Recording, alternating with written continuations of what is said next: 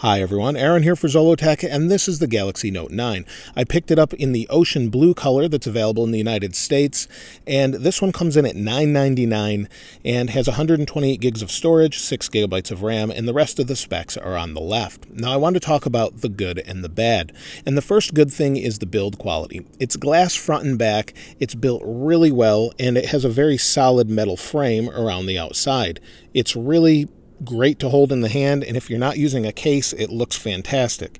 All of it just looks really well done. There's no gaps, nothing feels cheap, and it shouldn't for the price. The next good thing is the display. The display is 6.4 inches, 2960 by 1440, and I can honestly say it's the best display I've seen on any smartphone. And that makes sense, since Samsung makes displays for a lot of other smartphone manufacturers, including Apple. Of course, they're going to put their best display on their flagship phone, and it looks really, really good. We're in bright sunlight, and you have no problem seeing it whatsoever right now. I'm in a shaded, wooded area, but in bright sunlight, and even when the sun is on it, I can read it without a problem. The next positive is the battery. This has a 4,000 milliamp hour battery in it, and so far, it's phenomenal. It will easily get you through a day. You'll see here, we'll go to the battery, and it says I've got 19 hours and 16 minutes left. If we go to battery usage, I've been using it for 2 hours, and well, 2 hours and 22 minutes currently right now, and I have 76% left. Now, this is good for any heavy user as well, so you can easily expect about 8 hours of screen on time, no problem, maybe even longer, depending on how you're using it. If you're just watching video, probably a lot longer than that. It just depends what you're doing, but I'm really impressed with the battery.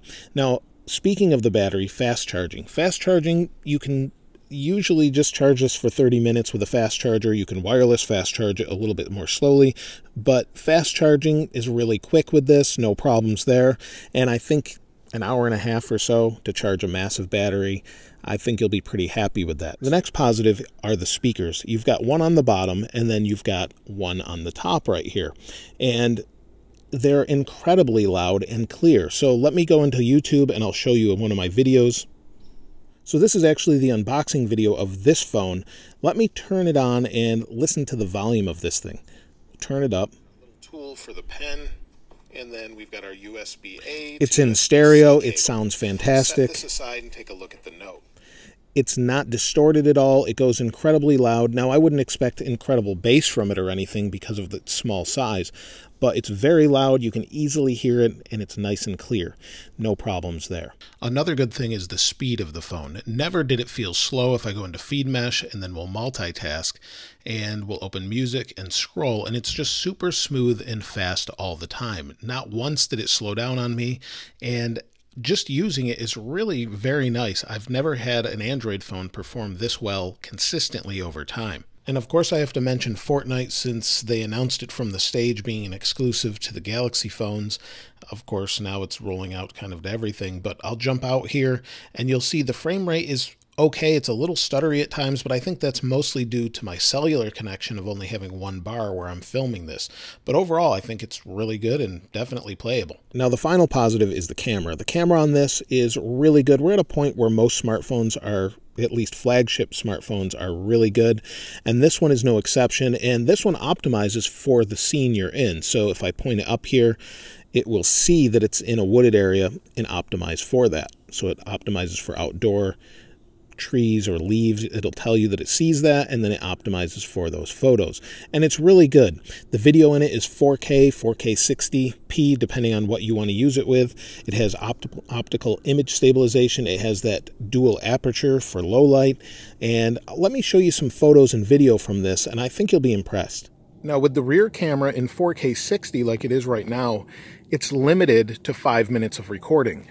I'm not sure why that limit's there. I don't remember it from before. I could be wrong, but it's definitely limited, and it doesn't look as stable as before. It looks like it's not using the stabilizer. I'm recording in 4K 30, which uses the stabilization. It only allows for 10 minutes of recording, and I can zoom in like this. It takes a second on the screen to show the zoom, and then if I walk here, you'll see that it's okay as far as stabilization goes.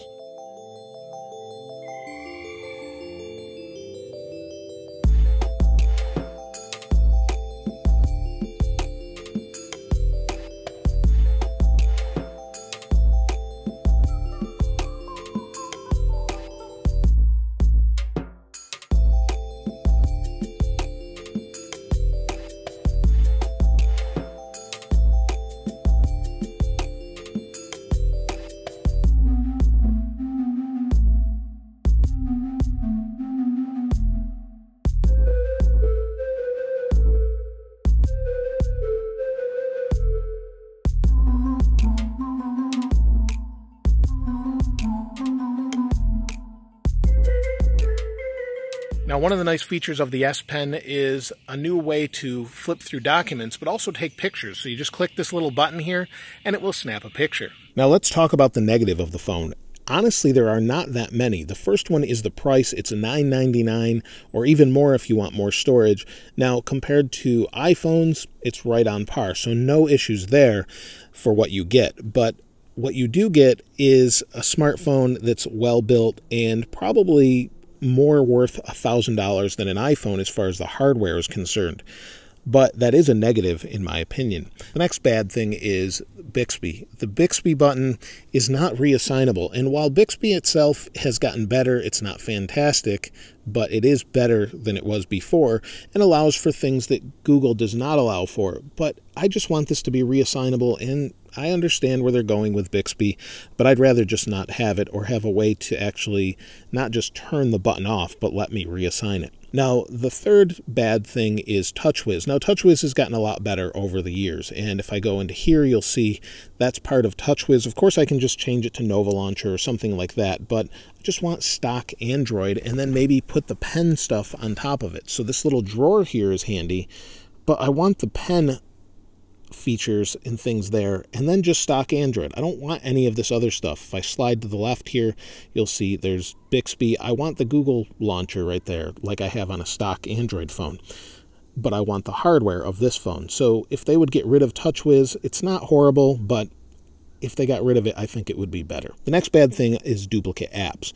Samsung feels the need to duplicate everything Google's already doing, and things like internet you can't disable. If you want to disable it, it says can't disable internet.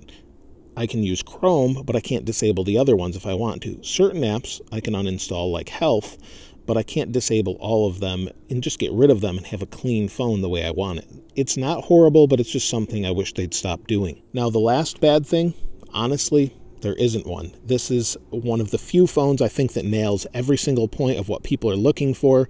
If you like Android, I think this would be the best phone out there as far as the display, obviously, the speakers, and just the huge battery makes it one of the best ones out there. Other than not being stock Google or stock Android, I think it's really hard to find anything bad about this phone. And of course, another positive is the S Pen. If you're buying a Note, though, you know that that's what you want, and that's what they're all about. Let me know what you think, though, in the comments below. If you haven't subscribed already, please subscribe and like. As always, thanks for watching.